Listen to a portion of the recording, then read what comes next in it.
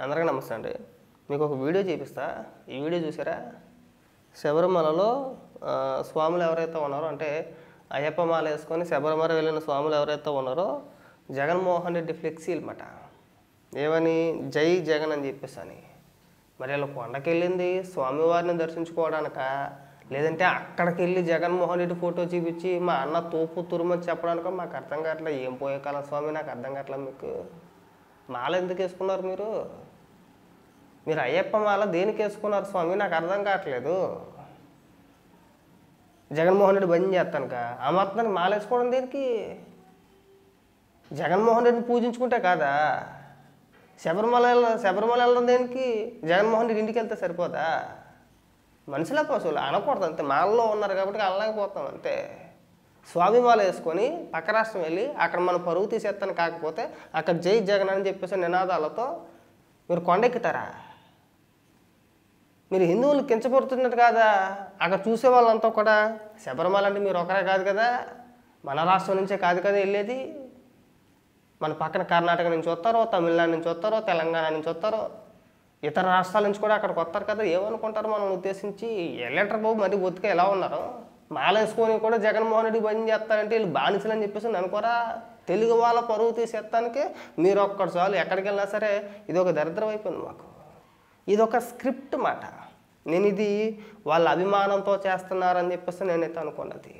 ఒక వీడియో అయితే అభిమానం, పోనీ 2 వీడియోలు అయితే అభిమానం. ఇప్పటికి ఇది 10వ వీడియోనో 15వ వీడియోనో. ఇది అభిమానం కాదు, స్క్రిప్ట్. ఎవరైతే జగన్మోహన్ రెడ్డి అభిమానులు ఎవరైతే మాల వేసుకున్న వాళ్ళు ఎవరైతే ఉన్నారో వాళ్ళందరికీ ఆదేశాలు ఇచ్చారో ఏంటో తెలియదు, కానీ ఒక స్క్రిప్టెడ్ ప్రకారం మీరు అక్కడికి వెళ్ళండి, నా ఫ్లెక్సీలు ప్రదర్శించేసేయండి, ఆ వీడియోలు మాకు పంపించండి, మా సాక్షులు వేసేస్తాం, హిందువులు కూడా మమ్మల్ని ఇంత బాగా అభిమానిస్తున్నారని చెప్పుకునే ప్రయత్నం కాదా ఇది? మరి మిమ్మల్ని మనుషులు అనాలా, పశువులు అనాలా? వినిపిస్తాను చూడండి, చూపిస్తా, వీడియో చూపిస్తుండే.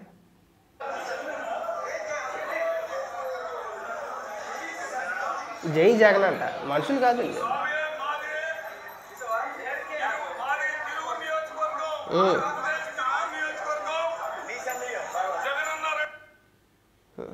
వాయిస్ ఎందుకు కట్ చేశారు?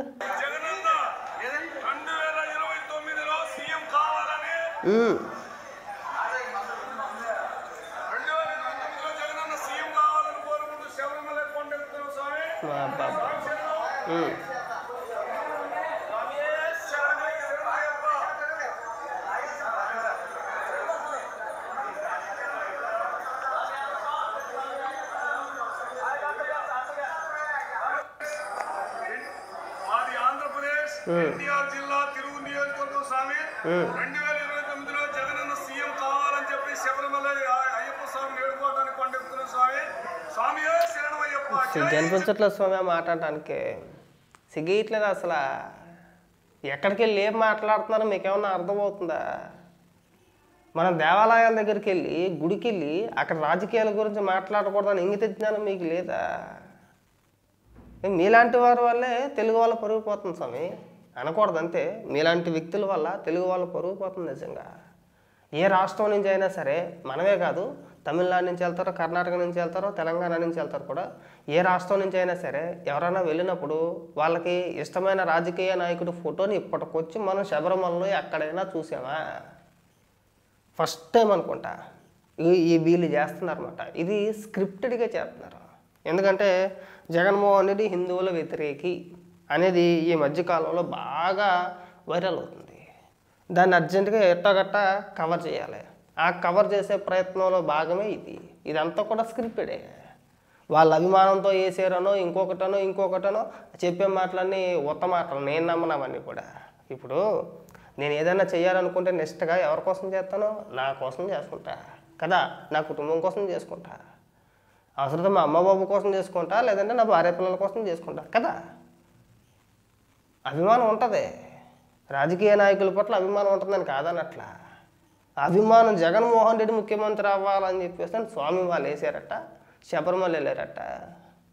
వేయాల్సిన స్వామి వాళ్ళు కాదు, జగన్మోహన్ రెడ్డికి సంబంధించి ఏదైనా మాలు ఉంటే వేసేయండి. గతంలో వేసారు 2020లోనే ఇప్పుడు అనుకుంటా. రాజశేఖర రెడ్డి మాల అని చెప్పేసి వేసారు. పులివెందులు ఎక్కడికి వెళ్ళారు.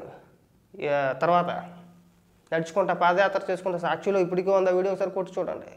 అలాగా మీ ఇళ్లలోని దేవుడి ఫోటోలు గట్రా అన్ని తీసేసి మీకు నిజంగా అంత భక్తి అంత అభిమానం జగన్మోహన్ రెడ్డి పైన ఉంటే జగన్మోహన్ రెడ్డికి పూజించండి. అంటే జగన్మోహన్ రెడ్డి ఫోటో పెట్టి ఆ ఫోటోకి పూజించుకోండి.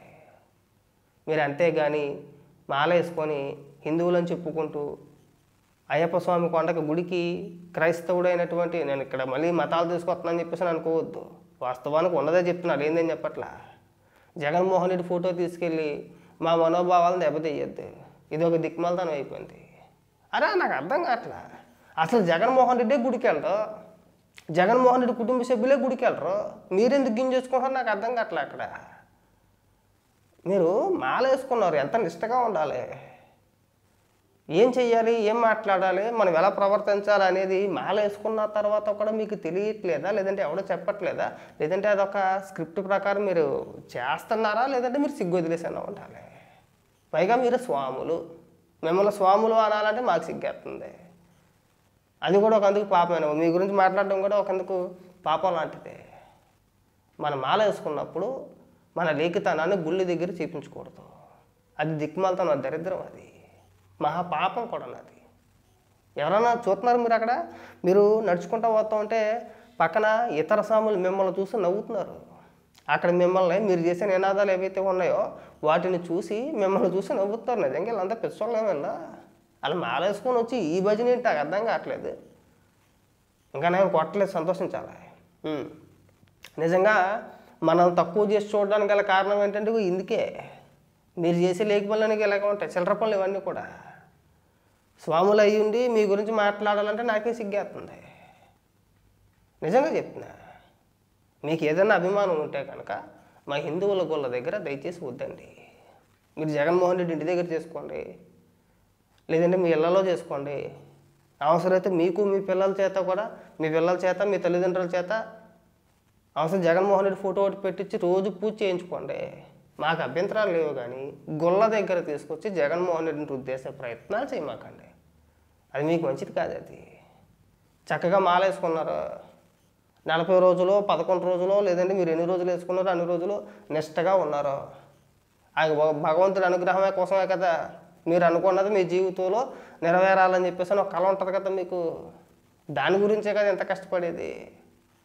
మరి అంతా చేసి అంతా కష్టపడి అక్కడికి వెళ్ళి ఎవడో ఏదో స్క్రిప్ట్ ఇచ్చాడు కదా అని చెప్పేసి సిగ్గు వదిలేసి చుట్టూ నవ్వుతున్నారని ఇంగిత జ్ఞానం లేకుండా మీరు ఫ్లెక్సీలు పట్టుకొని నినాదాలు చేసుకుంటూ అక్కడికి వెళ్ళి మన తెలుగు వాళ్ళ పరువు తీసేసినట్టు కాదా? అవునా కాదా? ఇదే ఈ వీడియోలు ఎక్కువైపోయినాయి. సాక్షి ఓపెన్ చేస్తే ఈ వీడియోలు ఎక్కువైపోయినాయి. తెగ రుద్దేస్తున్నారు. అంత రుద్దాల్సిన అవసరం ఏమి లేదు. ఎవడో నమ్మడో. జగన్మోహన్ రెడ్డి ముఖ్యమంత్రిగా ఉన్నప్పుడు మమ్మల్ని ఏ విధంగా అవమానించాడు అనేది మా అందరికీ తెలుసు. కృష్ణాష్టమి వస్తే ఇంట్లో సెట్టు, శ్రీరామనవమి వస్తే ఇంట్లో సెట్టు, చివరి ఆఖరికి తిరుపతి వెంకటేశ్వర స్వామికి పట్టు వస్త్రాలు సమర్పించేటప్పుడు కూడా సతీ సమేతంగా ఇవ్వాలి.